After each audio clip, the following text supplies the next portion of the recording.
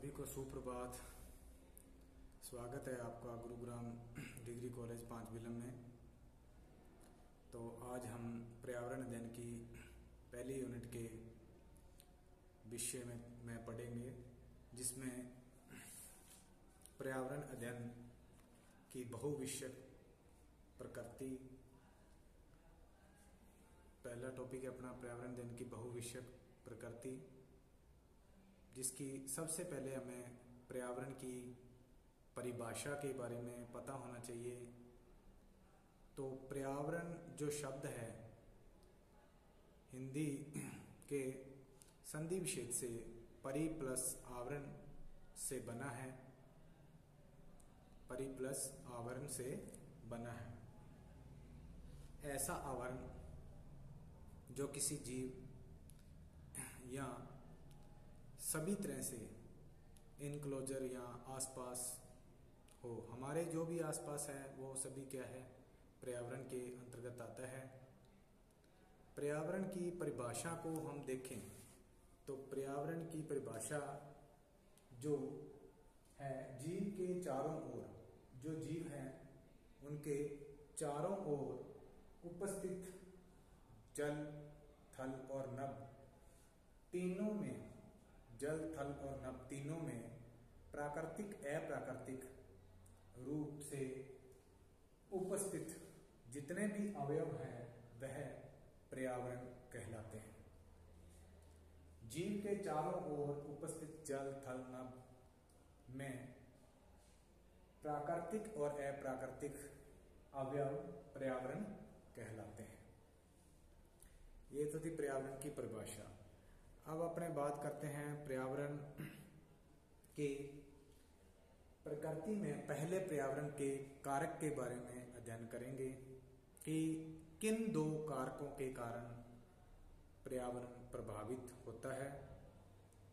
तो पर्यावरण के दो कारक हैं।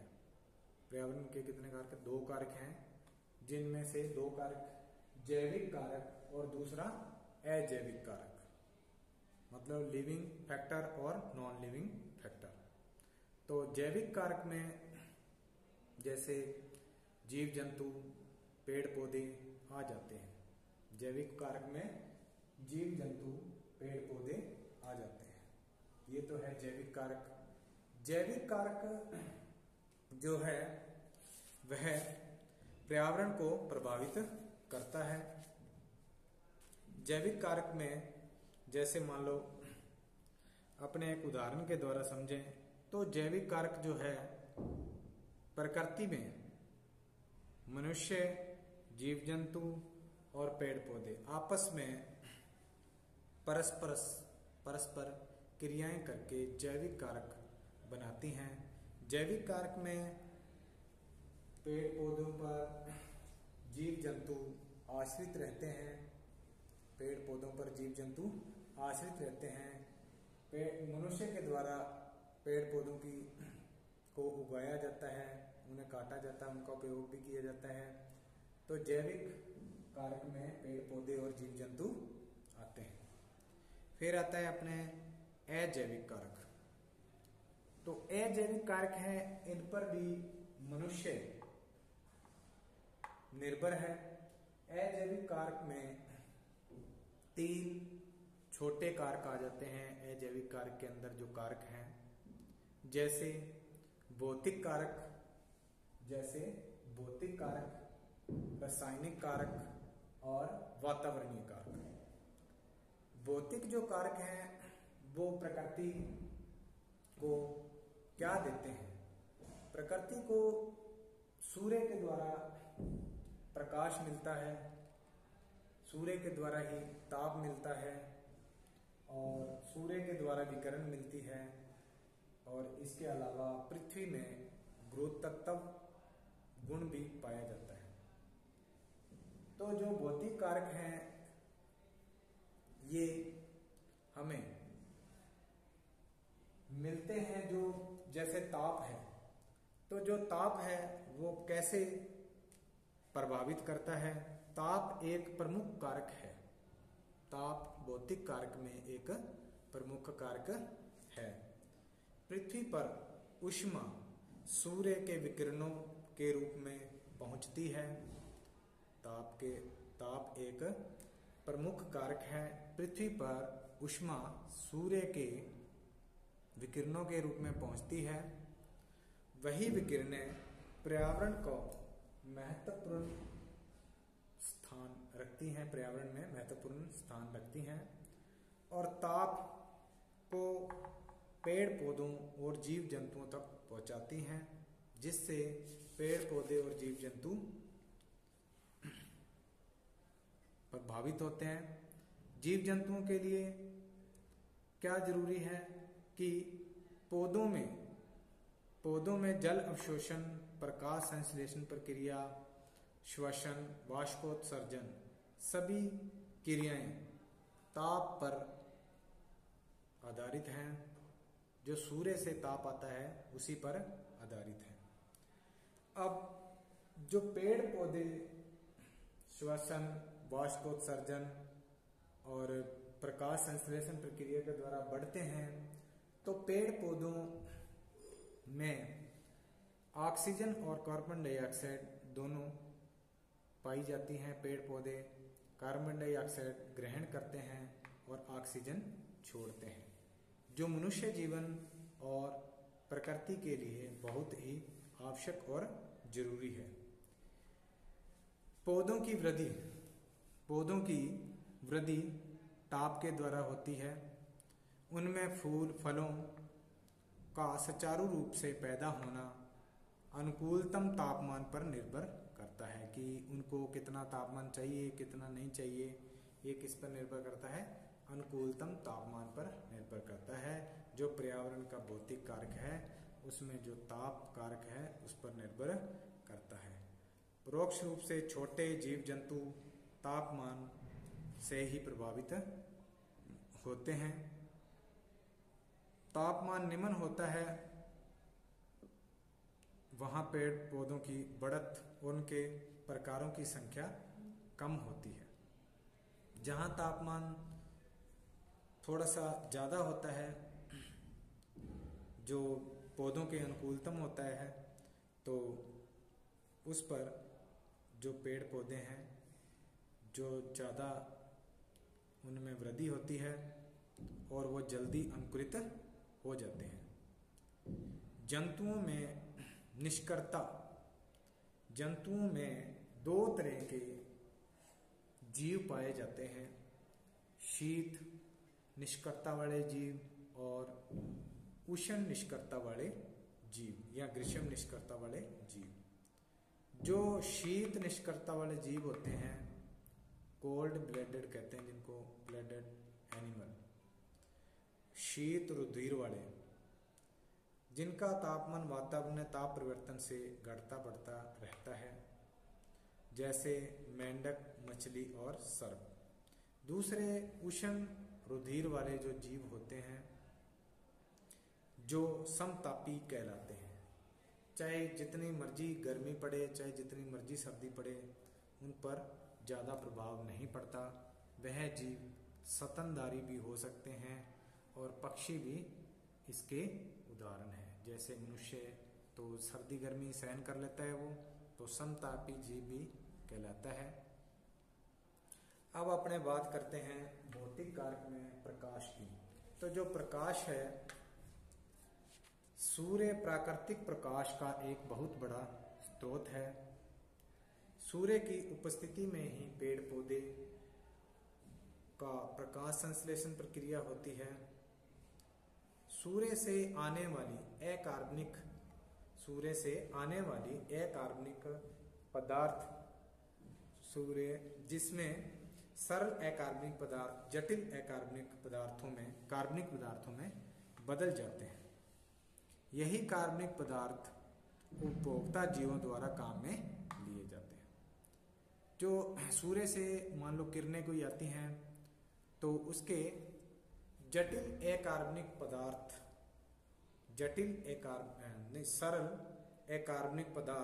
जटिल कार्बनिक पदार्थों में बदलते हैं। जो सरल अकार्बनिक पदार्थों के रूप में विकिरण आती है, वो जटिल कार्बनिक पदार्थों के रूप में बदल जाती है, जो कि मनुष्य के द्वारा में या जीव जंतुओं के द्वारा काम में ली जाती है। तो प्रकाश का बहुत बड़ा प्रभाव होता है जो जैव मंडल को ऊर्जा प्रदान करता है। तो सबसे पहले तो अपने को पता होना चाहिए कि जैव मंडल जो है इसके अंतर्गत कौन कौन से मंडल आते हैं। जैव मंडल के अंतर्गत तीनों मंडल आ जाते हैं, जैसे वायुमंडल, जल मंडल, भूमंडल। ये जैव मंडल के ही प्रकार हैं। तो जैव मंडल पूरे पर्यावरण को परिभाषित करता है। जैव मंडल जो है इसमें जो प्रकाश कारक है ये पत्तियों के पर्णरंध्रों के खुलने और बंद होने की क्रिया को बनाता है। बीजों का अनुकरण करता है प्रकाश। पृथ्वी पर पुष्पों का खिलना और फल देना, यही प्रकाश पर निर्भर होते हैं। श्वसन और वाष्पोत्सर्जन भी प्रकाश पर निर्भर होते हैं। विकिरण भी प्रभावित करती है भौतिक कारक में जीव जंतु पेड़ पौधों को। फिर आता है गुरुत्व आकर्षण। ये गुरुत्व जो गुण होता है ये पृथ्वी के अंदर होता है। जो पृथ्वी किसी भी वस्तु को अपनी ओर खींचती है, अपनी ओर बनाए रखती है, वह पृथ्वी का गुरुत्वाकर्षण बल कहलाता है। यही गुरुत्वाकर्षण बल जो प्रकृति को आगे बढ़ने के लिए सहायक होता है, मनुष्य जाति के लिए भी बहुत सहायक है। अब हम बात करते हैं रासायनिक कारकों में। तो रासायनिक जो कारक है इसमें दो कारक हैं, मृदा और जल। तो जो मृदा कारक है, जो मिट्टी है, वह रासायनिक कारक में आती है, अजैविक कारक में आती है। तो रासायनिक कारक को मृदा या मिट्टी पृथ्वी की ऊपरी सतह का महत्वपूर्ण भाग है। मृदा एवं मिट्टी जिसमें अधिकतर जीव जंतु क्या पाए जाते हैं, जीव जंतु, सूक्ष्म जीव आदि का जीवन चक्र चलता रहता है। पृथ्वी की जो भू सतह है उसमें जो मृदा है उस पर जीव जंतु, सूक्ष्म जीवी आदि का जीवन चक्र चलता रहता है। पेड़ पौधे का जीवन भी मृदा पर निर्भर है। जो मृदा है वह प्राणियों का जीवन पेड़ पौधों व फसलों पर है, वह भी मृदा के कारण ही है। इसी कारण जो मृदा है प्रत्यक्ष एवं परोक्ष रूप से जीव जंतु, पेड़ पौधों व अन्य सूक्ष्म जीवों को प्रभावित करती है। मृदा की संरचना, उसमें उपलब्ध पोषक तत्व, उर्वरक तत्व, सूक्ष्म जीवी, मृदा की जल धारण की क्षमता किसी स्थान की वनस्पति को प्रभावित करती है कि किसी स्थान पर मृदा कैसी है, उसके जल धारण की क्षमता कितनी है, वो कितना जल धारण सहन कर सकती है, जिसके कारण उसमें पोषक तत्वों की वृद्धि हो सके और वह मृदा जो है एक पेड़ पौधों को अच्छे से वृद्धि कर सके। ठीक है, तो मृदा भी एक अपने रासायनिक कारक में आती है। उसके बाद दूसरा जो इसका कारक है जल कारक है। तो जल कारक में जो वाटर फैक्टर है, पृथ्वी का लगभग 70% जो भाग है वो जल से ढका हुआ है। जल जीवन के लिए अति महत्वपूर्ण है। जल न हो तो जल न सिर्फ जीवों के शरीर का एक घटक है तथा इस कारण उनकी मूलभूत आवश्यकता भी है। जीवों के शरीर का घटक ही नहीं है, उनकी मूलभूत आवश्यकता भी है। जल के बिना जीवन नहीं है, असंभव है। जीवों के लिए उनका आवास भी जल के द्वारा ही होता है, क्योंकि वे जल में ही रहते हैं। कई जीव हैं जो स्थलीय जीव हैं और कई जीव हैं जो जलीय जीव हैं। तो जीवों को, जो जलीय जीव हैं उनके लिए आवास स्थान का भी जल कारक है। तो जल के कारण पृथ्वी पर कई सभ्यताओं का विकास हुआ है। जल या नदी या किसी बड़ी घाटी के पास सभ्यताओं का निर्माण हुआ है। जितनी भी मोहनजोदड़ो, हड़प्पा संस्कृति सभ्यता है, वो भी किसी जल या नदी के पास ही बनी थी। उन्होंने, जल क्यों जरूरी है कि एक व्यक्ति को पीने के लिए, उसे स्वस्थ रहने के लिए और उसे अपने जो भी जीवन यापन मूलभूत जो आवश्यक तत्व हैं उनमें उपयोग करने के लिए जल जरूरी है। जल जो है वातावरण में आर्द्रता मतलब नमी भी लाता है, तापमान नियंत्रण भी करता है, मानसून का आना भी जल पर ही निर्भर है। जल चक्र का अत्यधिक महत्व है। मानसून में जल जो है सूर्य की वाष्पोत्सर्जन, प्रकाश की वाष्पोत्सर्जन प्रक्रिया के द्वारा जल को वाष्प के रूप में ऊपर उठाया जाता है और फिर बादल बनते हैं। बादल फिर वर्षा के रूप में पृथ्वी की सतह पर बरसते हैं, जिसमें पानी की अधिकता और बढ़ती है। और जो जल में आवश्यक तत्व होते हैं, बारिश वाले पानी में या भूतल जो जल है उसमें आवश्यक तत्व होते हैं जो मृदा को और जल को स्वच्छ करते हैं, मृदा को भी अच्छा बनाते हैं, उसमें पोषक तत्व आते हैं और जल में जो लवणता है, जो जल में गुण पाए जाते हैं, उनको भी पूरा करते हैं। तो आगे हम अपने बात करते हैं वातावरणीय कारक। अजैविक कारक में वातावरणीय जो कारक हैं उनमें दो कारक हैं, जैसे वायुमंडल और दूसरा कारक है अग्नि। तो सबसे पहले हम वायुमंडल के बारे में अध्ययन करेंगे। तो जो वायुमंडल है, ये है वायुमंडल, ये हमारे चारों ओर वायु का कई किलोमीटर तक आवरण बना हुआ है, जिसे वायुमंडल कहते हैं। यह आवरण पर्यावरण का महत्वपूर्ण भाग है। वायुमंडल में ही हम रहते हैं, हम सांस लेते हैं। इसमें वायुमंडल में ऑक्सीजन के कारण, वायुमंडल में ऑक्सीजन के कारण पृथ्वी पर जीवन संभव है। तो पृथ्वी पर जीवन संभव वायुमंडल में ऑक्सीजन के कारण होने के कारण वायुमंडल में अन्य गैसें भी पाई जाती हैं, जैसे नाइट्रोजन 78%, ऑक्सीजन व ऑक्सीजन 21% अल्प मात्रा में उपस्थित गैसों जैसे जल वाष्प, carbon dioxide, neon, helium, argon आदि साथ एक संतुलन बनाए रखती है। जो वायुमंडल उपस्थित गैसें हैं आपस में संतुलन बनाए रखती है, जो वायुमंडल को बनाए रखने में, लंबे समय तक बनाए रखने में सहायक है।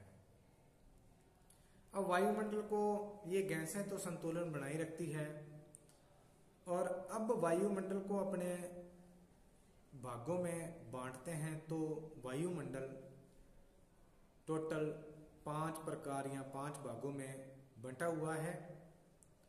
वायुमंडल की 5 परतें हैं। वायुमंडल जो है पृथ्वी से शुरू होकर 500 किलोमीटर की ऊंचाई तक फैला हुआ है और 92 डिग्री सेल्सियस से लेकर 1200 डिग्री सेल्सियस तक वायुमंडल में तापमान पाया जाता है। इसमें वायु की अनेक परतें पाई जाती है। वायु की अनेक परतें हैं जो वायुमंडल की प्रत्येक परतें हैं। जो पहली परत है वह क्षोभ मंडल कहलाती है।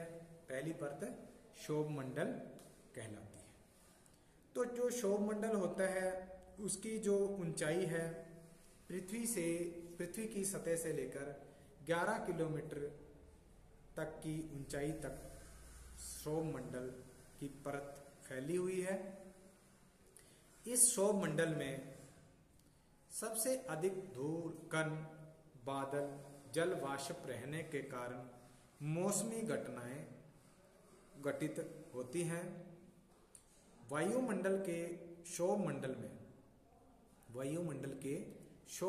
में धूल, कण, बादल और जल वाष्प रहने के कारण मौसमी घटनाएं भी होती रहती हैं। सहवैनीय हवाएं, अपने अपने समय पर चलने वाली हवाएं भी वायुमंडल की क्षोभ मंडल परत में ही पाई जाती हैं। तो सहवैनीय जो हवाएं हैं वो अपने समय में आने और उनका चलना ये वायुमंडल के क्षोभ मंडल की परत की घटना है। कई प्रकार के किसी भी प्रकार के प्राकृतिक अप्राकृतिक परिवर्तन से जीवन प्रभावित होता है तो वह वायुमंडल की क्षोभ मंडल परत के कारण ही होता है। क्षोभ मंडल का जो थोड़ा सा ऊपरी स्तर है, क्षोभ मंडल का जो थोड़ा सा ऊपरी स्तर है, उस स्तर में एक पट्टी के रूप में छोटी परत पाई जाती है जिसकी लंबाई 1.5 किलोमीटर है, जिसे क्षोभ स्तर परत भी कहा जाता है। अब ये तो हो गया क्षोभ मंडल। अब इसके ऊपर एक आता है समताप मंडल। तो जो समताप मंडल और क्षोभ मंडल और समताप मंडल है उसके बीच में जो 1.5 किलोमीटर की एक पट्टी पाई जाती है उसे क्षोभ स्तर कहते हैं। वायुमंडल में क्षोभ मंडल के ऊपर समताप मंडल है जिसमें क्षोभ स्तर के ऊपर 13 किलोमीटर से 40 किलोमीटर तक का क्षेत्र जो समताप मंडल का क्षेत्र कहलाता है। इस भाग में बादल बिल्कुल नहीं होते, तापमान सामान्य होता है, जल कण, जल वाष्प की अल्प मात्रा होती है।